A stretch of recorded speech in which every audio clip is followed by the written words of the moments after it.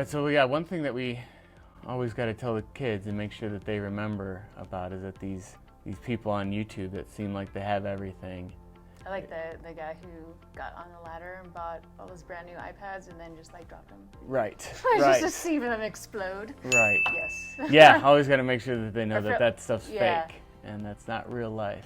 Yeah, I remember they filled their pool with like those balls that you get when you go to like the squidgy balls or something. Yeah, yes. And they empty the whole pool. They fill the whole pool in with it, and it was just Tom asking us, "Well, why can't we do that?" Right. And right. Yeah, it's not a good money lesson. No, it's for the not. kids. He just kept talking about, oh, they do all this and this and this, and then I had to tell them that it looks like fun, but it's actually their job, and so to stay relevant. It probably is fun, but it does take a lot of work. Yeah, and to always be on to the next thing, and they have to make, and they make a ton of money, sure, but it's the work that goes into it, and a lot of time there's sponsors that will give them the items just for the free advertising. I can see how an 8-year-old or 10-year-old would think that was real life. Right.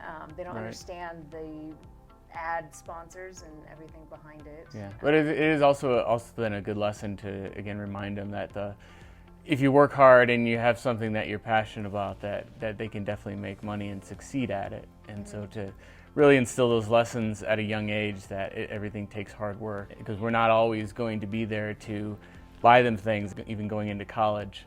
It's always going to be important for them to know that, and to know that we've got these college accounts, these 529 plans set up for them, but it's not money just to give away to them. That's part of their part of the college experience for them to use that in a smart way.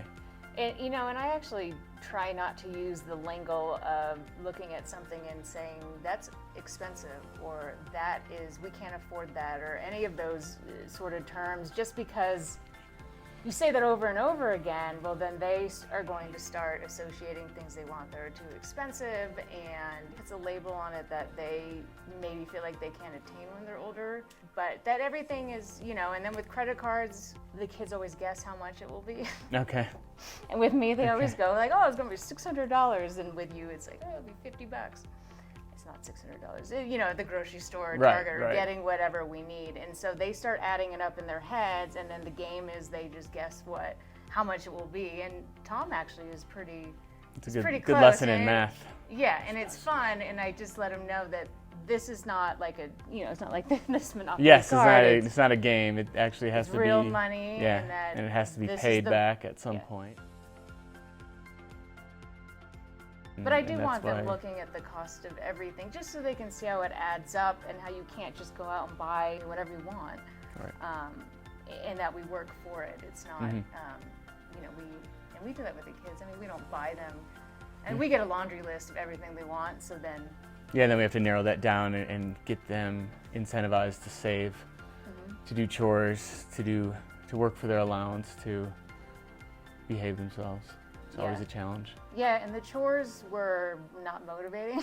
When we say you have chores, it wasn't very motivating. That's true. Tom's really into Harry Potter, and then Claire's really into anime, and so we had them pick each an item, and if they kept their rooms clean and helped around the house and put away whatever jobs we gave them, and they didn't complain, they did it for a good solid 2 weeks. If they could keep that up without us asking, with them doing it on their own initiative, then they'll get that. It was like $25 or whatever. They'll get that reward. But that seemed to just in giving them a list to do and a reward after is kind of keeping them going in the middle of it, keeping them focused. It was a hard thing. And then once they got that one thing, they stopped doing chores. So we got on to the next. He's like, Claire's room hasn't been cleaned in 3 days since she got her little costume. Like, oh, no? Okay. Yeah. So then we kind of, we just kind of tweak it as it goes. Let's see what the next thing they're looking forward to, or if they want to go spend the night at a friend's house.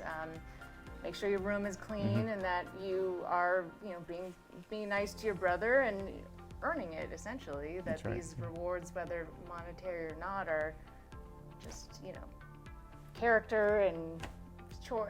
Well, I hate the word chores. It's like, helping out around the house. Like, Yeah. I think maybe when they have an eye on the exact item they want and we make them work for it, it seems to have worked out better. Talking about my experience in being unemployed really is something we probably don't need to talk about with the kids yet, but eventually as they come out of college and get into the workplace and how that feels and how that happens and what you can do from it. So for me, when I was out of a job for a while and then I had trouble finding a new place to work in the same industry where I was, and that was when I came to Fresno and worked with your mom a little bit. Really got to see how impactful this job as a financial advisor can be when you're helping people out. And I think that was really a big pivot in my life as to where I wanted to go, where we wanted to go since we were married at that time, and what how the future would lay out for us. I had a few jobs. Like, you were pretty stable in your position. For a while. Yeah. It was during the dot-com boom that I was like, yeah, I'm going to do this. But then they moved me to San Francisco with a pretty much starting salary. So I started using credit cards that I got in college before I think it became illegal to even offer them. I wanted that free t-shirt. Totally. And then racked up all this, not a ton, but and it wasn't like I had anything to show for it. I mean, it was just little things, dinners here, drinks there, and not paying the minimums, but not even understanding it. And living in San Francisco and wanting to experience the city on a very low salary at the time, I was maybe 24, I was 24, 25.